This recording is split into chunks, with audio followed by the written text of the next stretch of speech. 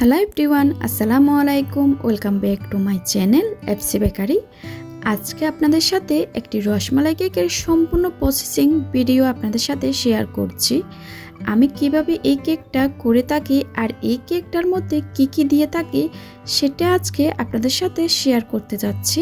চলুন তাহলে রেসিপিটি দেখে নেওয়া যাক।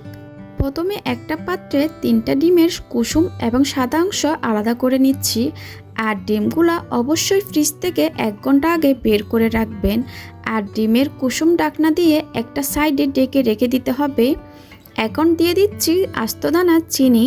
আমরা যে রেগুলার চিনিটা খাই ওইটা দিয়েছি।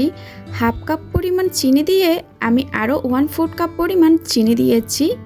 অল্প পরিমাণ চিনি দিয়ে 2 থেকে 3 মিনিট বিট করে নিব। চিনিটাকে একবারে না দিয়ে 2 থেকে 3 ধাপে অ্যাড করতে হবে। প্রথম ধাপে চিনিটা অ্যাড করে 2 থেকে 3 মিনিট বিট করার পরে পরবর্তী ধাপে চিনিটা অ্যাড করতে হবে। টোটাল এখানে আমি হাফ কাপ পরিমাণ আরও 1/4 কাপ পরিমাণ চিনি নিয়েছি। আর অবশ্যই কেয়ার রাখতে হবে বিটারের স্পিড শুরু থেকে শেষ পর্যন্ত একদম মিডিয়াম রাখতে হবে। কোনো ক্রমে স্পিড বাড়ানো যাবে না। আপনি যদি মিডিয়াম স্পিডে বিট না করে হাই স্পিডে দিয়ে যদি বিট করেন, ডিমের ফোমটা খুব দ্রুত হয়ে যাবে, চিনিটা আস্ত থেকে যাবে। যখন এরকম ক্রিমের মতো হয়ে আসবে তখন এর মধ্যে ডিমের কুসুম দিয়ে দিব। আরও দিয়ে দিব 2 টেবিল চামচ রান্নার রেগুলার তেল, হাফ টেবিল চামচ ভ্যানিলা এসেন্স দিয়ে দিব। আপনারা চাইলে এখানে যে কোনো এসেন্স ব্যবহার করতে পারেন। আপনারা যে ফ্লেভারে কেক তৈরি করবেন ওই এসেন্সটা ব্যবহার করতে পারেন। এবার আবারও আমি সব কিছুকে একত্রে ভালোভাবে মিশিয়ে নিচ্ছি। 10 থেকে 15 সেকেন্ড বিট করে নিব। এর চেয়ে কিন্তু বেশি বিট করতে যাব না। বিট করা হয়ে গেছে, বিটারটা আমি এক পাশে সরিয়ে রাখবো। এবার শুকনো উপকরণগুলো চেলে নিব। এই জন্য একটা ছাঁকনি নিয়ে নিলাম। ছাঁকনিতে হাফ কাপ পরিমাণ ময়দা দিয়ে আরও 2 টেবিল চামচ ময়দা দিয়েছি। 1.5 টেবিল চামচ কর্নফ্লাওয়ার দিয়ে দিলাম। আপনারা অবশ্যই কর্নফ্লাওয়ারটা দেওয়ার চেষ্টা করবেন। আরও দিয়ে দিচ্ছি গুঁড়ো দুধ। এখানে আমি 1 টেবিল চামচ গুঁড়ো দুধ দিয়ে দিলাম। হাফ টেবিল চামচ বেকিং পাউডার দিয়ে দিলাম। 1 চিমটি পরিমাণ লবণ দিয়ে দিয়েছি। এখানে আমি কোনো বেকিং সোডা ব্যবহার করব না। এবার সব শুকনো উপকরণগুলো আমি ছেলে নিচ্ছি। অল্প পরিমাণ শুকনো উপকরণ ছেলে দিয়ে আমি একটা হ্যান্ড হুইক্সের সাহায্যে মিশিয়ে নিচ্ছি। এই শুকনো উপকরণ মিশানোর পার্টটা খুবই ইম্পর্টেন্ট। এই শুকনো উপকরণগুলো যখন ব্যাটারের সাথে মিশাবেন খুব আলতো হাতে ফোল্ড করে করে মেশাতে হবে। আর হ্যান্ড হুইক্সটা সবসময় একদিক থেকে ঘুরিয়ে মেশাতে হবে। আপনারা যদি উল্টাপাল্টা করে মেশাতে যান ডিমের ফোমটা বসে যাবে, তখন কেকের বেসটা একদম ভালো হবে না। এই পর্যায়ে আমি ওভেনটা প্রিহিট করে নিচ্ছি। 160 ডিগ্রিতে 10 মিনিটের জন্য প্রিহিট করে নিয়েছি। কথা বলতে বলতে আমার শুকনো উপকরণগুলো মেশানো হয়ে গেছে। আমি একটু ব্যাটারের ঘনত্ব কীরকম হয়েছে আপনাদেরকে দেখিয়ে দিচ্ছি। দেখুন আমার ডিমের ফোমটা কিন্তু একদম বসে যায় নাই। এবার সম্পূর্ণ ব্যাটারটা আমি 8 ইঞ্চি একটা মোল্ডে ঢেলে নিয়েছি।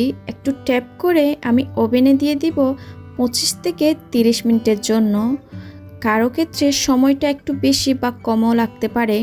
কেকটা হয়ে গেছে, আমি ওভেন থেকে বের করে ঠান্ডা করে নিয়েছি। কেকটার ওজন কতটুকু হয়েছে আপনাদেরকে একটু দেখিয়ে দিচ্ছি।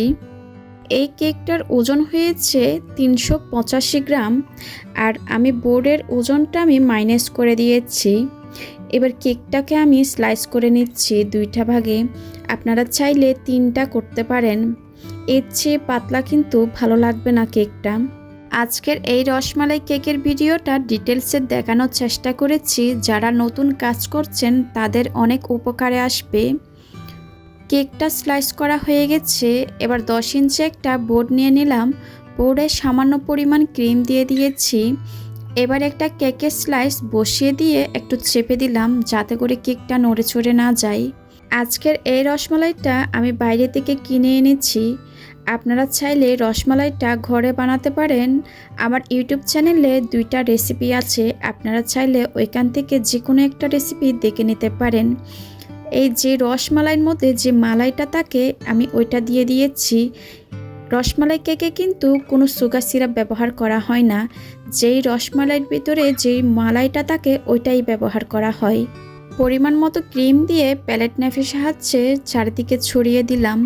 এবার দিয়ে দিচ্ছি রসমালাই। আমি রসমালাইগুলো একটু কেটে কেটে দিচ্ছি। আমি রসমালাইটা বেশি করে দিয়ে দিলাম, আপনারা চাইলে কম বেশি করে নিতে পারেন।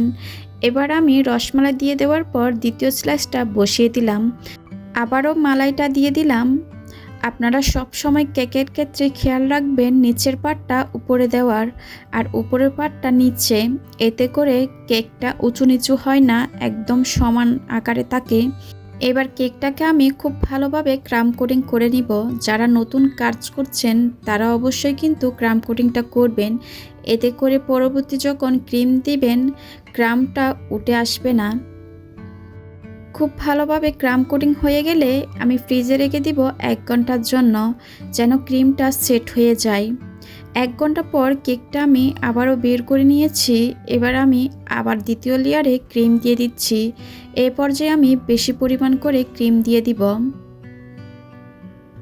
কেকের সাইডে যখন খুব ভালোভাবে ক্রিম দিয়ে দেওয়া হয়ে যাবে, উপরে আমি ক্রিম দিয়ে দিচ্ছি প্যালেট নাইফের সাহায্যে। অতিরিক্ত যে ক্রিমটা আছে প্যালেট নাইফের সাহায্যে তুলে নিব। এখন একটা স্ক্রাপারের সাহায্যে কেকটাকে আমি স্মুথ একটা ফিনিশিং দিয়ে দিলাম। আপনারা যেরকম স্ক্রিনে দেখতে পাচ্ছেন, যে জায়গায় একটু ক্রিম কম হবে প্যালেট নাইফের সাহায্যে আমি আবারও একটু ক্রিম দিয়ে দিব। যতটুকু সম্ভব স্মুথ একটা ফিনিশিং নিয়ে আসলাম। এবার কেকের ডিজাইনটা করে নিব। আমাকে কাস্টমারের যে ডিজাইনটা বলেছিল আমি ওইভাবে করার চেষ্টা করেছি।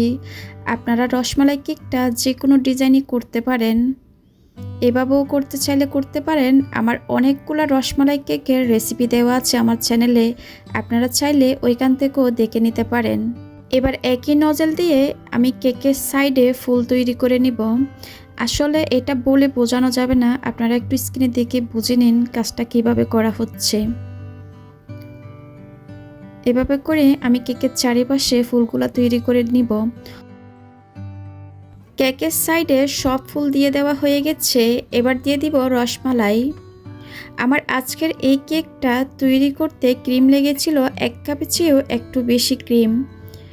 এবার দিয়ে দিচ্ছি কিছু পিস্তাশো বাদাম।